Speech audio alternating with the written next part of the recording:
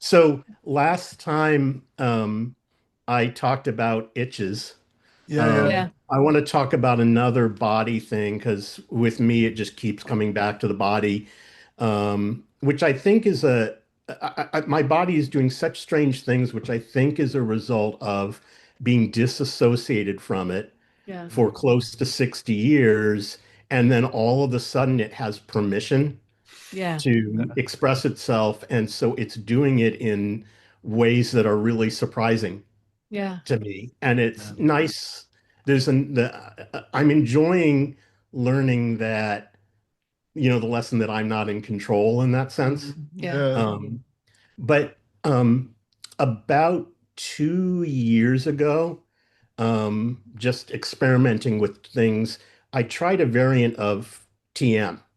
Mhm. Wasn't the official one, but it's basically the same thing. Yeah. And I'd never tried a mantra meditation before.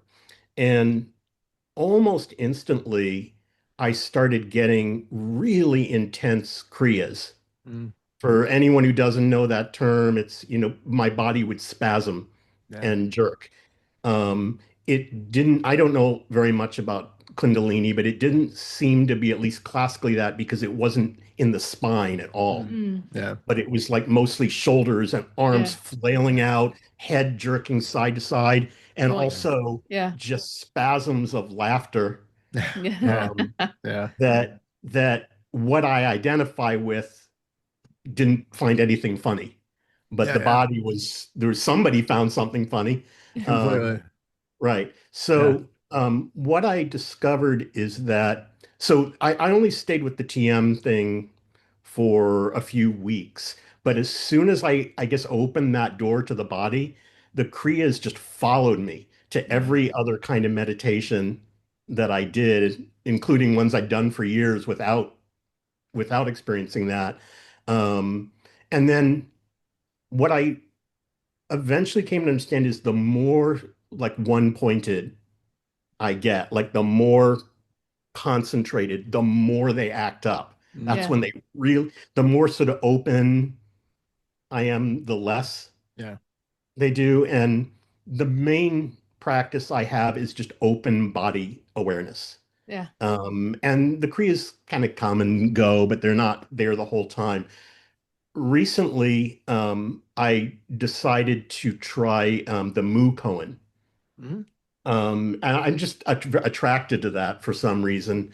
So I started doing it, and it was the first time in a while I tried sort of a one-pointed thing again.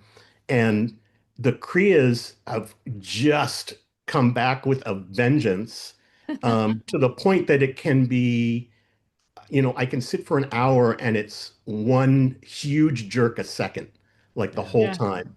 Um, uh, and I, it's not distressing to me, but it's confusing because, in some traditions, if you go like the Zen tradition, they're like, well, it's just like a thought or anything else. So, just acknowledge it and return Yeah. to whatever. But it's so persistent. Mhm. It's like this. It's like really hard to just go, oh, I'll just kind of ignore that, whatever. It's like my entire body is jerking and spasming constantly. And I know in other traditions that I don't know as well, but I do know in other traditions they're thought of as more sort of important and more meaningful. Um, so I just the approach I've taken to this is kind of my general approach is just keep experimenting and trying things and see what happens. But this has been kind of the most confusing thing. And if I'm having a session where I really want to stay single pointed and I Mhm. kind of can't get out of that goal mindset, then they're just frustrating. Yeah. Yeah. I'm like, stop already. This is supposed to be about moo or whatever Yeah. it's about. And you know, it feels like there's another personality very often. It's like, will you kids just stop it with the jerk for just a few minutes? It, Anyway, it I it's was it's just really funny interested in, because feedback. um what you describe are two things. The first thing is that from a body therapeutic point of view, we store trauma in our ligaments, tendon, and fascias, and Mhm. to me, it sounds like when you finally relax, your body can express itself the way that it needs to, and the body needs to experience and express, and you're just along for the ride. It enjoy it. It's when the body has done what it needs to do, it will stop, and then that will be it. So there's nothing wrong with it at all. The other thing is that I'm fascinated by what you say, that it's like there's something that is like interrupting, like something that is like a kid. Can you just be quiet that you have with your body? Because you have aphantasia, right? You don't have the internal thought. What you're describing with your body is what the rest of us have with our thoughts while we meditate. So while we meditate, we have the other part of us that is going blah, blah, blah, blah, blah, blah, blah, blah, blah, blah, blah, blah, all the time. And sometimes it's like, could you just be quiet? So what we have with our minds, you with aphantasia experience with your body.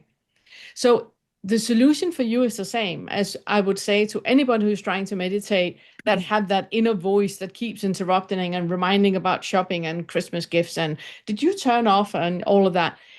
When our mind does that, it's just noticing that diversion that happens, that the mind, the other part of the mind, which is still the same thing, that diversion that is happening because something is happening while we meditate and then something unexpected happen and that is enough for the mind to latch onto it, for the ego, for the selfing to latch onto and going like, ooh, that shouldn't be like that. I should be sitting not thinking, or I should be sitting not jerking, but and that is actually the whole um, how do you say that yeah.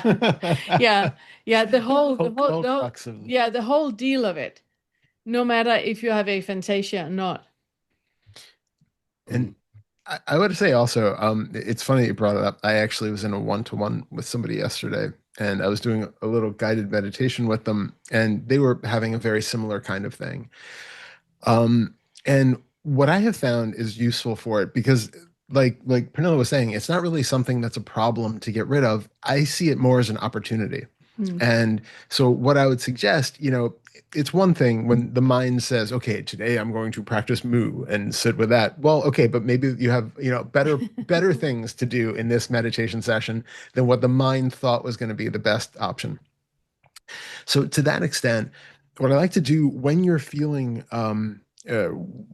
when you're having the experience where the kind of spontaneous movements are happening, if you can, because like what you described to begin with seems really spot on, that when you're focused on something that they tend to get more intense. And I'm curious if you've noticed two things. One, what is the situation of like tension in the body while you're doing the meditation? How much residual tension are you holding? How much, resistance is there in the body to the practice, to the being in this body, in this life, all of that?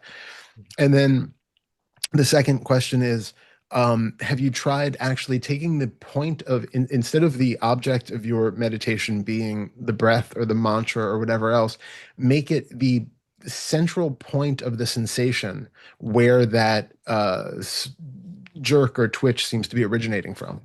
Mm. So the great questions. The first question is, I do have a sense that there is tension. The more single pointed I get, the more tension there is. That's the tension of concentration. I don't know that I can pinpoint exactly where in the body it is because that's not my focus when I'm doing it, but there is a vague sense that I'm, that kind of like, when you're screwing up your eyes to try to see Uh-huh. something really close, obviously not doing that because it's in the Yep. mind, but that kind Right. of feeling of scrunching myself down a little bit. And I Yep. don't think I know how to do a single pointed thing without. I've thought before there must be a way to do this and but in a very relaxed way, but I don't think I found Yeah. my way to be both single pointed and relaxed in that sense. So what you're saying feels right, that it's like something is reacting Mm. to that contracted sort of thing. And then um, I don't know that I can.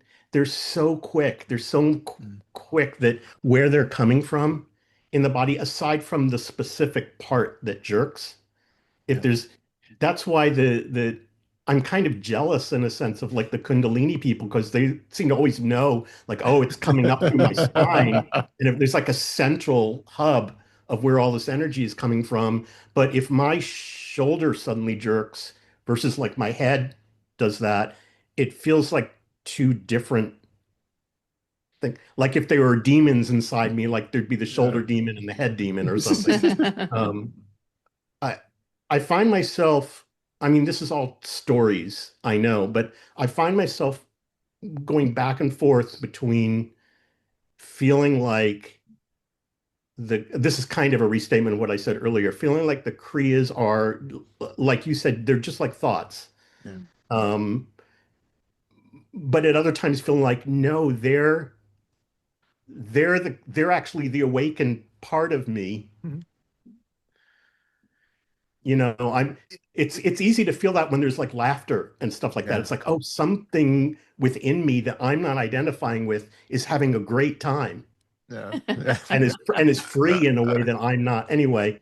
So Yeah. it's It's confusing in that sense. well, it's hard when we're like granting personality to these different Yeah. aspects of the behavior, which, it's very easy to like anthropomorphize every part of our experience. And I think it's actually a little bit probably more true to life and also a bit more conducive to our practice to just take it as automation. Be like, okay, this is interesting. Notice that the body, for whatever reason, that has no, you know, conscious storyline attributed to it, just does this thing when it's put in this particular situation and in this particular context. Um, as far as finding where the root of the thing is, it's not so much that it's a matter of importance to find like there is one central, demonic hub of the of the energy. But what I might suggest is doing as a practice when you're sitting there, do a body scan, but you're not just doing sort of an internal. I'm not exactly sure how that works for you, being aphantasian and Auralia, but whatever it's like for you to feel the body as you go down, be aware of not just the sort of superficial feeling of like the energy buzz of the body as you're moving through it, but see if you can like inhabit those particular body parts as you're going through, if you know what I mean. And see if when you get to some, if that in itself triggers a jerk. Because there might be regions, I know I can do that. Like there are still parts there. If I, focus attention on one part of the chest or one part of the back or something, there will just be like a spontaneous, spasm. And if you can just like gently hold the attention in that place. And then what I really like to do, and I recommend this all the time to people, is letting go. And so it's basically it's like the Shinzen Young talks about auto move, and there are other practices and other traditions where you're just allowing the body to move completely autonomously with no, and so basically holding attention on this particular muscle or this particular spot in the chest or this particular part of the neck or the shoulder. If you just hold the attention there and other than that, let the entire rest of the body do what it wants to do and just ride with it and just flow with it. See, that can just let go of so many other things and bring up so many other things. You don't need to name them. You don't need to know what it's about. It's just a way of allowing the body to express. Um, Going back to why I originally also asked about the tension and stuff that's in the body, you might find as you're doing, if you're trying to say do like a mantra meditation or something, and you feel that this is really intrusive on the practice, and you don't want to go the route of tuning into the sensations and then riding them out and writhing all over the floor, you can see if you can take some deep breaths and relax the nervous system. You're relaxing the body and you're still feeling whatever is there, but notice if you can feel any of that tension that's tensed up in the body.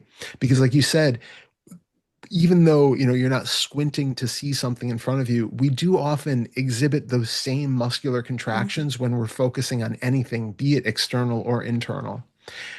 So notice if you are doing that, is that actually serving any purpose whatsoever? Is it, is your attention really being held by the muscle contraction in the chest and behind the eyes, or is that just an unnecessary, holdover from some other behavior? And then exactly what you said, it is possible to have gentle one-pointed focus or one-pointed attention without having to tense up.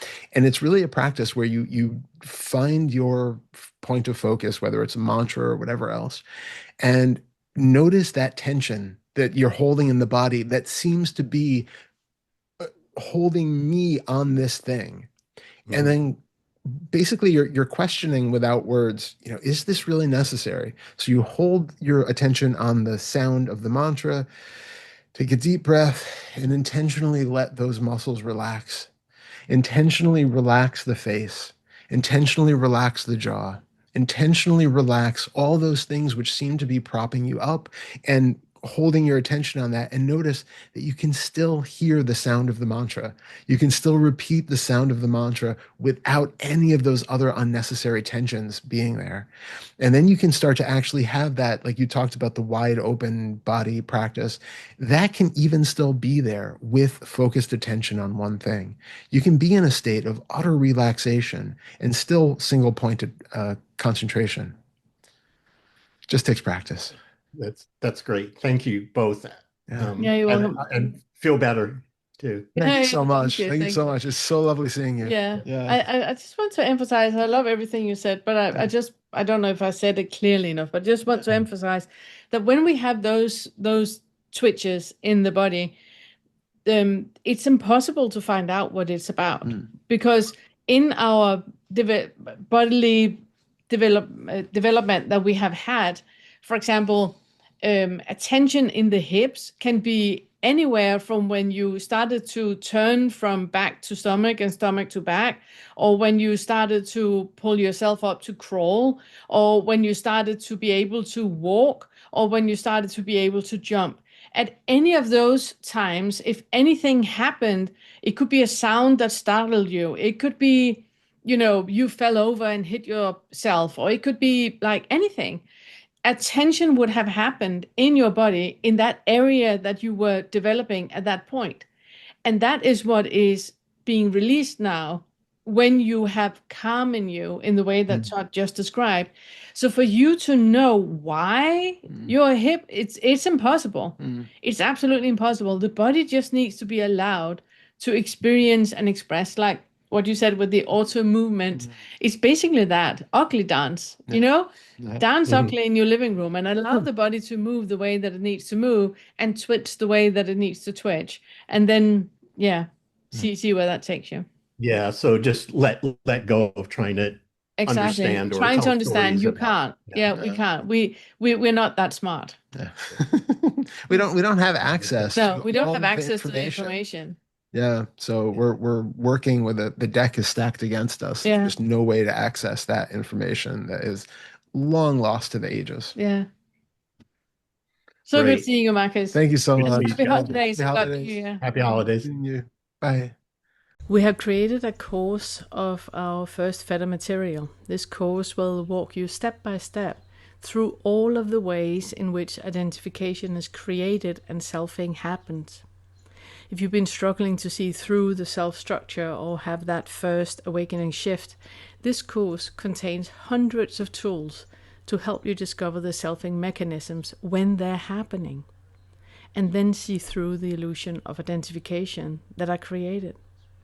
Along with over 14 hours of videos, this $49 course contains a full book worth of summaries, extrapolations on the videos, written inquiry suggestions, and other text. So work slowly, leave time for integration. This is powerful material and it can be life-changing.